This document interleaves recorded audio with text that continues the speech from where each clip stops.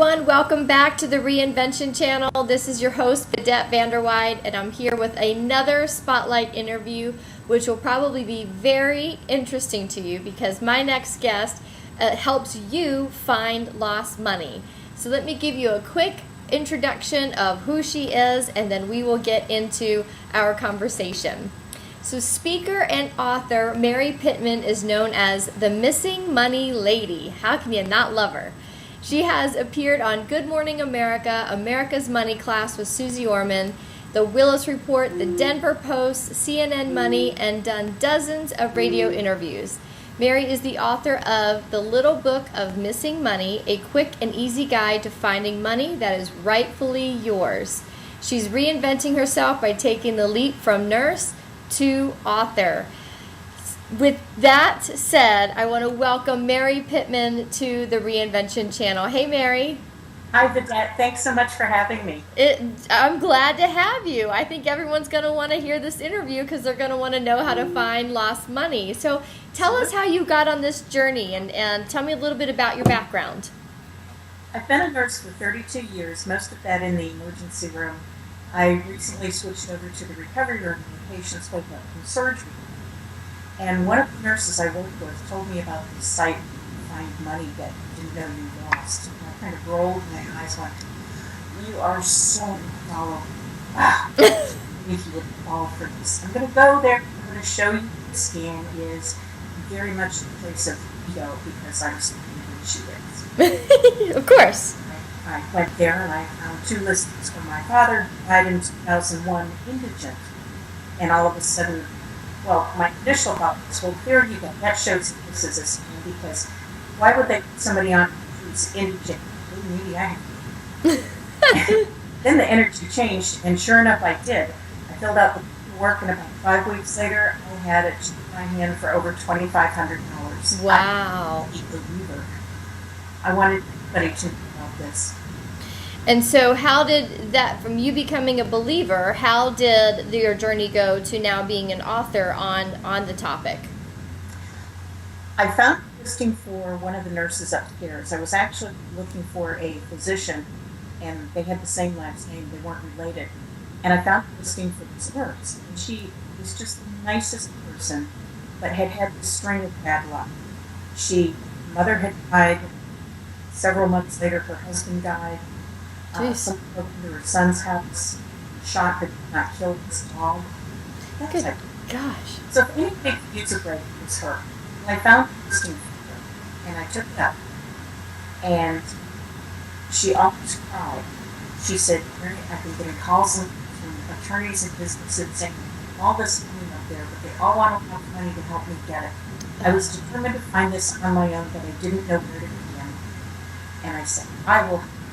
And as I went away, I thought, I bet there's a lot of other people like her who don't know where to begin. And I all these search tips, ways to find money that you would otherwise never think of.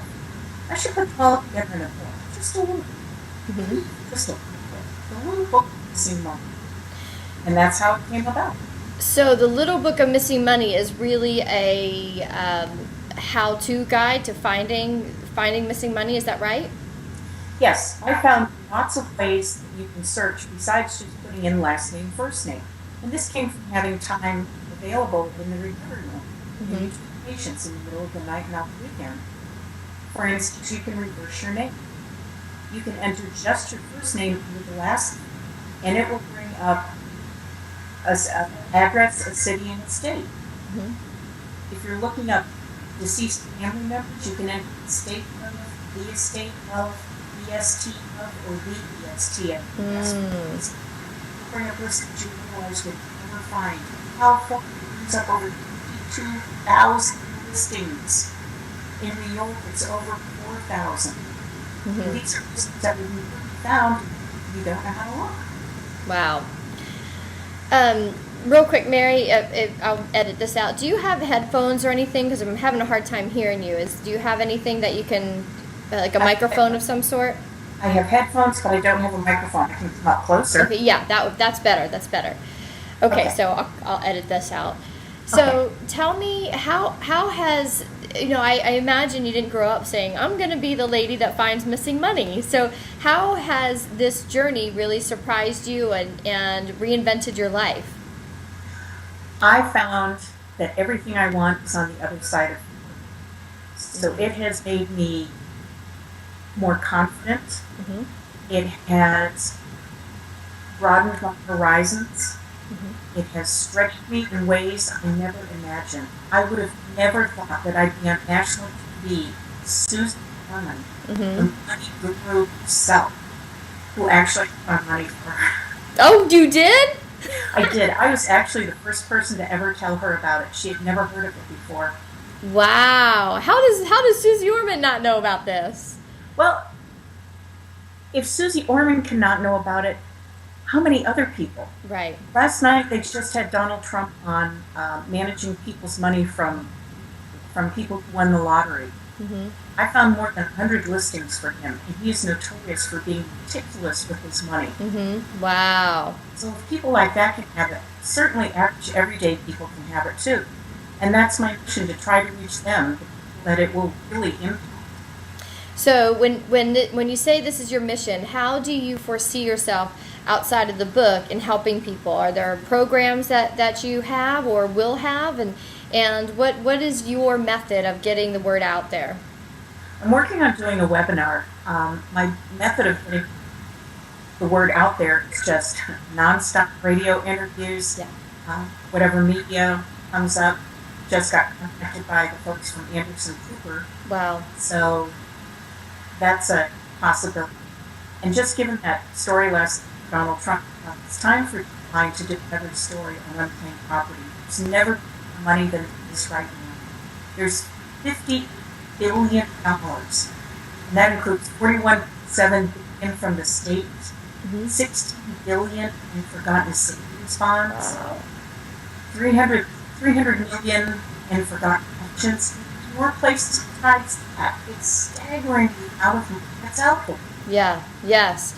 What is, for the people that you've helped, what is the average amount of money would you say that you've helped people reclaim? Well, I'm currently working with a lady who I got referred to by a stockbroker, and she got contacted by a company that said it was $325,000 from her deceased husband, and it's in stock. And she was concerned. They wanted to get rid of it. She wanted to know, how can I get this and not pay that much money? Because that's over $1,000. Mm-hmm. And here's the thing: most states have laws regulating finders. Mm-hmm.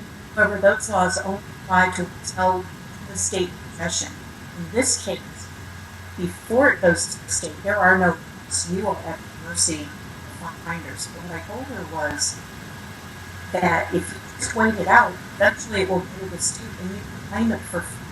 And she thought when it goes to the state, she uses it, the state keeps it. That's not true. Interesting. That was a very simple fix for her. Mm-hmm. And how long does it take to go to the state? With stocks, it'll usually be about a year or less. Okay. I told her was contact that company again and say, how long do I have to claim it from you before it goes to the state? Mm-hmm. You don't know that, once it goes to the state, you get it for free. You don't have to pay them. Right. So where do you foresee this vision? What is your vision for this? I would like to do speaking to large groups, such as, for instance, the American Hospital Association. Medical funding is getting cut from Medicare to Medicaid, and dollars really become important. Mm-hmm. There's not a hospital I've looked up that doesn't have money out there. Oh, wow. And that's just one example. There's hospitals, there's banks. I think this would be a great service for them to offer their customers. Come in and let us see money. Right.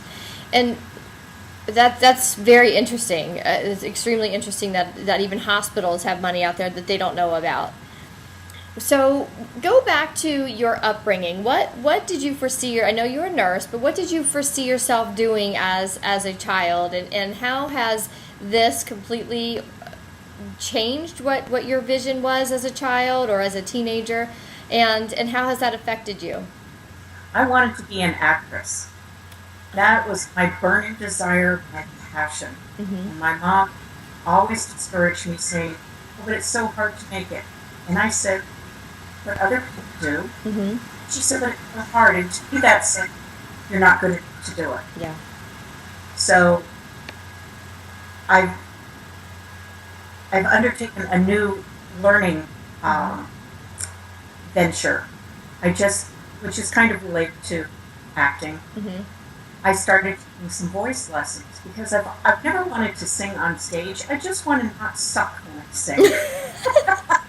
That's what my husband says. Can you please not suck when you sing? Well, the voice teacher, I didn't think anything of it, and I just had my first lesson. The voice teacher said, "I have to commend you for your bravery in this." And I looked at her like, What's that supposed to mean? she goes, "I think it's very brave of you at your age to be undertaking this because so many times you get stuck with the ways." I said, "Well, I think it's a learned skill, and I'm here to learn. Yeah. Just not suck. Don't Yeah. want to be on American Idol. Just want to not suck." Yeah. So you're taking the steps to potentially be an actress? Are you following No, that but goal? I think the confidence that I have to be on camera live, Mm-hmm. that takes a lot of acting. Sometimes it can be intimidating. Sure. There's no second takes when it's live. Right. So the confidence you've gained on finding this mission, this purpose in life, has now given you the confidence to move forward in just exploring the dream that you had as a child. Is that correct? Absolutely. Yeah. So what else do you foresee in your future as a result of the book and the publicity that you've received? Where do you see this all going? I feel like there's another book in me. I'm not sure what it is yet, but I'm open to that being revealed to me. Mm-hmm. I never thought I'd write a book on money. Never in a years. So what I think is a great lesson here for our viewers is this wasn't, and let me preface this first by, when I work with clients or when I talk to women, sometimes they'll say, "I would love to work with you, but I just don't know what I would do." And I think a lot of times we are uncertain of what our purpose is. Sometimes we know it's from when we are a child to adulthood. But sometimes the purpose appears in life experiences. And for you, this is what happened. Just having a conversation with a nurse who is having some challenges in her life, and this just unfolded so organically for you, I feel like. And that is something to pay attention to in our own lives, is what's unfolding that I'm not expecting or that I'm not understanding. But it could be that very purpose that's unfolding in just regular conversations. It's so interesting. And don't overanalyze it. Just go with the flow. Mm-hmm. Actually, how I got into writing was I came home from a really bad day in the emergency room, and I was talking to my husband, and he said, "You hate it that much, go back to school, learn how to do something different, and quit your complaining." You can say it, bitchin'. And quit your bitching. We're cool here. We like bad words. I can be anything I want to be. What do I want to be? Mm-hmm. Oh, gee. I always know good writing when I read it, but I don't know what makes it good. Yeah. So I went back to school and got a degree in journalism. Interesting. And that was probably 8 years before I wrote the book. Mm-hmm. But you knew, you had an inner knowing that you were going to write a book, or you were going to write in some capacity, whether it was a book or as a journalist. I ended up writing for my local newspaper. The interesting thing about what you said was you had an inner knowing of, something was pushing you to go back to school. So you took the next logical step and went to school and just started writing in the capacity that came to you. And it took 8 years to get to the book. And I think that's a really big lesson for viewers almost every single interview I do, there's the lesson in there that it's just simply the next logical step. And you went back to school, and then you started writing, and then you won awards, and you built that confidence, and then eventually wrote a book and have an inner knowing that there's going to be another book. And that's exactly how our passions and our purposes unfold, is just taking the next logical step. So as far as writing your next book, how will you go about figuring that out? Or will you? Or will it just kind of be a journey to get to that point? I don't have any preconceived notions. Mm-hmm. I know that something will come to me, and I'll know it when it comes. Mm-hmm. I absolutely have no doubt about that whatsoever. Mm-hmm. Perfect. That was the perfect answer. Kind of what I was looking for without telling you, like, hey, say this. Because, again, I think the common denominator in all of the interviews that I have done is women who just allow things. And this is a great lesson to me, because sometimes I get to the point of, how do I have to figure this out? And what's the how? And how do I get there? And I have to remind myself to pull back and just say, just allow it to happen. And when we allow things, our journeys unfold in a way that we could never imagine for ourselves. Absolutely. Yeah. So tell me how you've changed as a result of serving others and helping them find their unclaimed money. Well, I figure most of the people that have come across this information I've never heard of. They haven't told me about it. Mm-hmm. And I don't do it for that kind of feedback. Mm-hmm. I do it because there may be somebody listening to a radio interview in a remote area that has been praying for a miracle. Yeah. And they go, I doubt that I have anything there, but I'm going to look. Mm-hmm. Maybe it'll be enough just to keep their electricity on, or maybe it'll be enough to pay off their house. I never know what it will be. All I know is my purpose is to put it out there like a ripple in a pond. Yes. And maybe that person will tell somebody else, and it'll be that person who needs the help. Mm-hmm. I'm the messenger.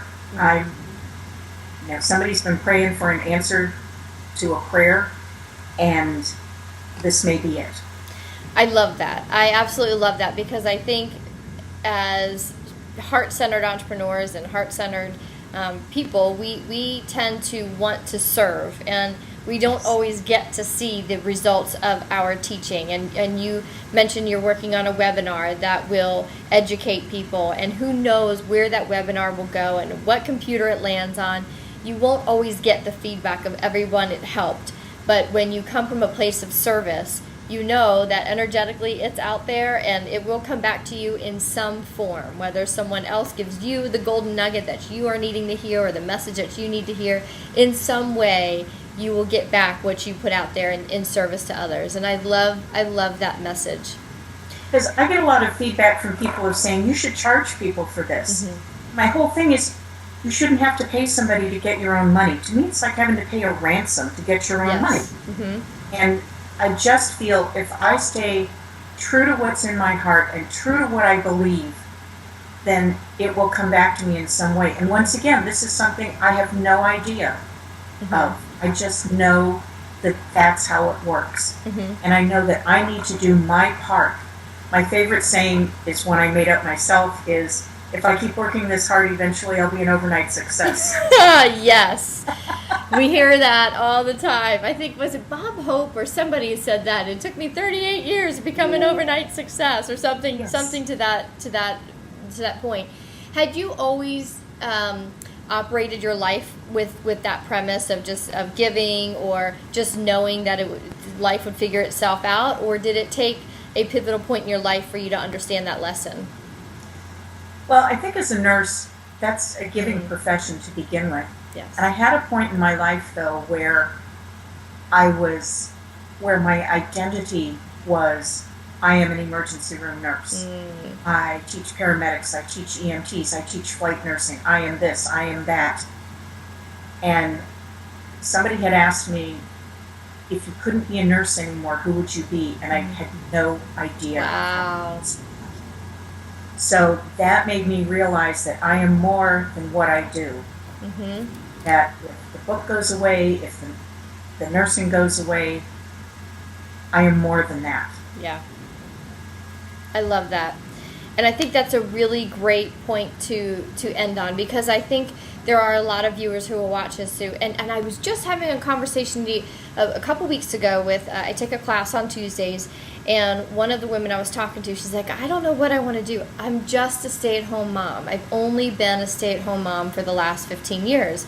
And I wanted to jump out of my seat, because she's identifying herself as a stay-at-home mom. And I think it's easy for us to do that. I'm a corporate worker, I'm a nurse, I'm a stay-at-home mom.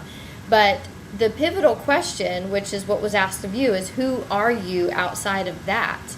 And truly exploring that, because that's really what I feel led you on your journey of what else can I do, or how else can I help? And what was your journey after you started to take a look at it? It wasn't like you just quit nursing, but what did you do to explore that question?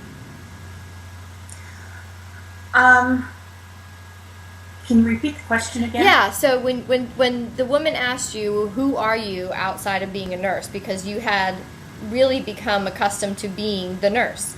Mm-hmm. And until you found, your ability to serve others, what did you do to find who you were outside of being a nurse? It took a lot of counseling because I was so wrapped up in my job title, mm-hmm. and in what I did and in what people knew me as, and in what the community saw me as, that it took a lot to separate the two. Yes. And realize that if I was never a nurse, I am still a kind, loving person. I am a child of God. I am a spiritual being. I am so much more. Mm-hmm. So much more than just my job title. And the benefit of that was it helped me see other people that way too. Mm-hmm. Yes. So if a homeless person came into the emergency room, I had a lot more respect for them because they were more than just a homeless person. Mm-hmm. I began to see their divine nature. Yes. Yes. So it's definitely great benefit from it. That was beautiful. When you said you had counseling, did you find mentors to help you sort through this and teach you tools and strategies to help you uncover all of that? No, I went through the employee assistance program. Nice. All right. I love it. But we laugh about that. However, the idea is there, the lesson is that there's always resources. There's always resources to help you uncover who you are or what you're here to do or what your purpose is. And it's finding the mentors. For me, I found business mentors. I found spiritual mentors. I found life coaches to help me sort it out because I couldn't figure out who I was either outside of being a mom and being a corporate employee. And so I think it's really a great lesson to say it's okay to go find mentors to help you sort out your own life, because sometimes we're like fish in a fishbowl. We're so close to the water we can't see it ourselves, and it helps to have people who can help us no matter where we find that resource or find that mentor. So I love that you shared that. And for the book, I also got mentors for that. I enrolled in a program. Mm-hmm. And without that, there is no way, absolutely no way I would have had the success that I've had. Mm-hmm. It was called Quantum Leap. And they... with Steve Harrison. Yes. Yes, he's launching that. I've been getting his emails. That's crazy. It was life-changing. Wow. Yeah, he's very talented in what he does. He's certainly, definitely has the connections and definitely has the knowledge to help authors get noticed, get publicity, speaking opportunities, and so on and so forth. That's so funny. I've been getting his emails. He's launching Quantum Leap. So how can we find you? How can people learn more about you? I know you offer a free chapter of your book from your website. So tell us a little bit about that. Okay, my website is thelittlebookofmissingmoney.com. Mm-hmm. As you mentioned, people can get a free copy of the first chapter. It's finder's fees to pay or not to pay, because in most cases you do not need to pay. Mm-hmm. Just need to know where to look and what to do. Perfect. They can also follow me on Twitter. I'm signed up for Google Alerts, so anything that comes across about unclaimed property or missing money, I tweet that out. Perfect. So that's the best way. And my name is Mary Finds Money. Mary Finds Money. That's at Mary Finds Money on Twitter. I don't know why I'm not following you yet, but I think I have to go. I'm going to go on there right away and follow you because I want to learn how I can find some money. So Mary, thank you so much for sharing your story. Thank you for sharing your journey. I love that it was just kind of a natural progression of your passion, your purpose coming to you in an organic way, because I think it's a beautiful lesson with someone who might be watching this who's trying to figure it out and trying to wonder what it is that they need to do, and it's when we just sit back and allow things to happen, not let life happen to us, but allow a flow to come in and come out. we Open find to it and break through your fear, because everything you want is on the other side of fear. Exactly. I love it. Thank you, Mary, for being with us. For Thank you. all of you who are watching this, please take the time to share it on Facebook, retweet it, do what you can do to get this message out. This is more than finding lost money and unclaimed money. It's all about women living their best lives. So thank you for being here on the Reinvention Channel. This is Vidette Vanderweide and Mary Pitman saying thank you for watching, and we'll see you on the next Spotlight interview. Thank you.